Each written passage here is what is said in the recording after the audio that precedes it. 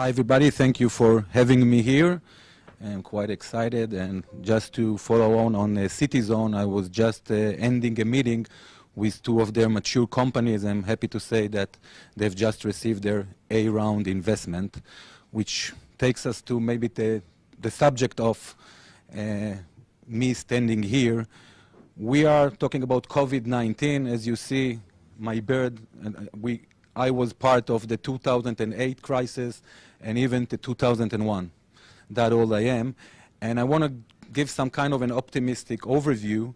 It's going to be a battlefield, and companies are, again, really fighting for their investment. Everybody is standing on the fence.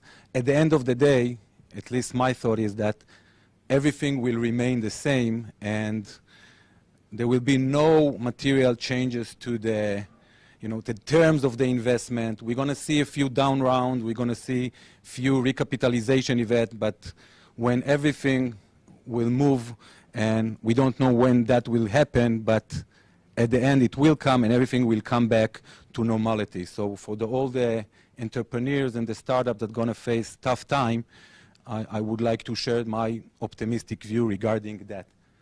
Where is it? So we say COVID-19, meaning that it started at 2019, but let's face it, here in Israel at least, we only felt that, I'm talking about the economic effect, at the end of March, and then we have April, which was Pesach and holidays. So basically we are only 2 months into this crisis, and the uncertainty is quite big. Nobody really knows when this is going to end. If you look and talk to my colleagues in the US, they are even a month or 2 months behind us.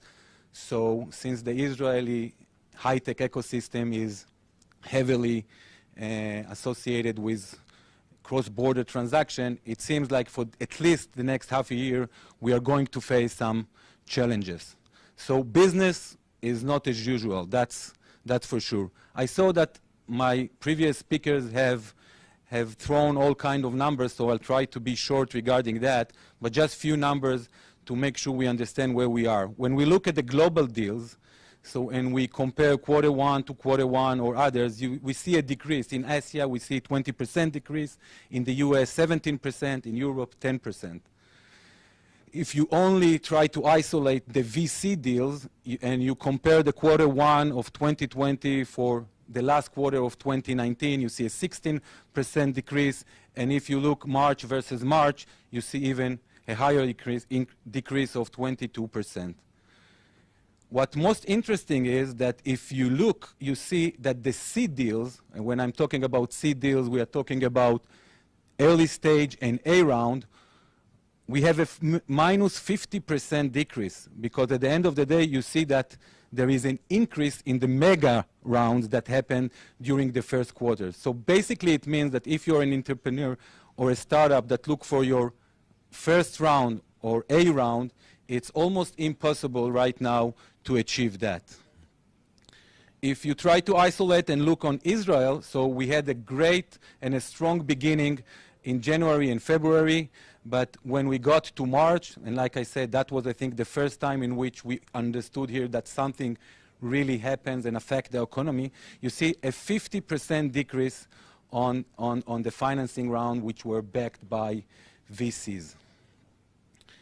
I'll go, and again, those numbers are basically stating the same all over. So what we are facing is, first of all, uncertainty. Due to the spread and the corona, we are seeing VCs and investors standing and waiting to see what will happen. Again, the focus of those VC shifts from investing in new companies. They are trying to keep their money for their own portfolio in order to support them in the very rough months that they are going to face. So it's very, very tough to get a new investment. The angels, or the individuals that are usually have a strong effect over the seed and early stage round, are also asking themselves what will happen. Will those companies be able to accomplish what they have originally planned? And therefore they are sitting on the fence as well. And overall we see investors keeping their money in close to them and basically trying to put the money right now in much more, I would say, traditional places like bonds, commodities, and etc. So as I said, business is not as usual. So I would like to share with you, during the last, I would say, 3 months, I had the pleasure of working with something like 4 or 5 companies of mine, some of which have tried to accomplish their M&A, others were trying to just secure their investment rounds, and I try to pinpoint few tips that I think that can be helpful for the same people are going to face those issues. So first of all, you need to have flexibility. You need to structure while you are moving. Two examples. I had a company that was about to consummate a $30 million round that was their A round and a big round, and then all of a sudden in March the investor came and said, hey, we are not willing to conclude this investment under the current terms. So the management, in a very resourceful way, took it back and came back with a contingency plan in which they only raised $10 million round and set up 2 milestones and in which the additional money will come. Another example, for example, is if you have a round and you have the opportunity to increase it, even if at the beginning you thought that that's not the most clever idea, due to the fact that we are getting into unknown time of crisis, I encourage you all to increase and enlarge your round as long as you can.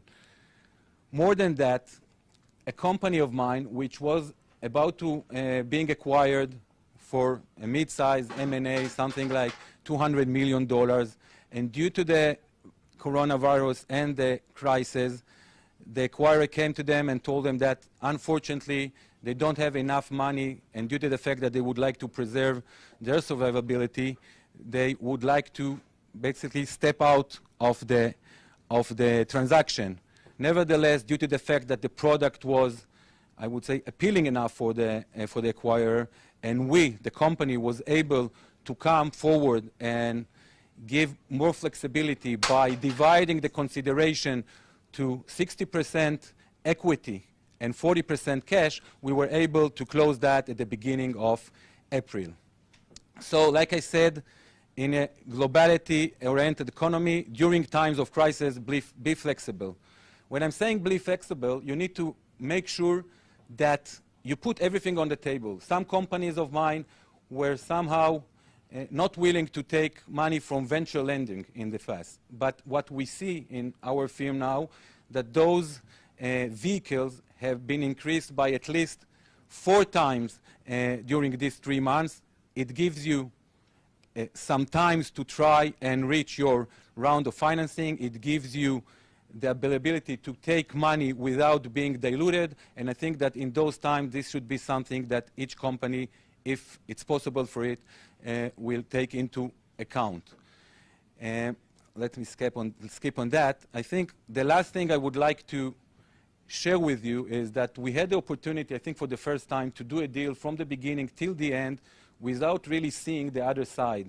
So everybody is familiar with the Zoom and everything, but I would like to say that as long, my personal experience out of it, that as long as all of the participants were part of the Zoom and we didn't have part that were in a room and then others that were in a Zoom, it went magnificently well, and I think that we were able to basically close 3 deals without even seeing the investor face to face. So as a last point, look for people that you know in order to increase your ability to raise funds. Look for someone that really appreciate the product that you have, and try to emphasize your strength in order to secure yourself for the next few months. So flexibility, everything is on the table, smart networking. Thank you very much for having me.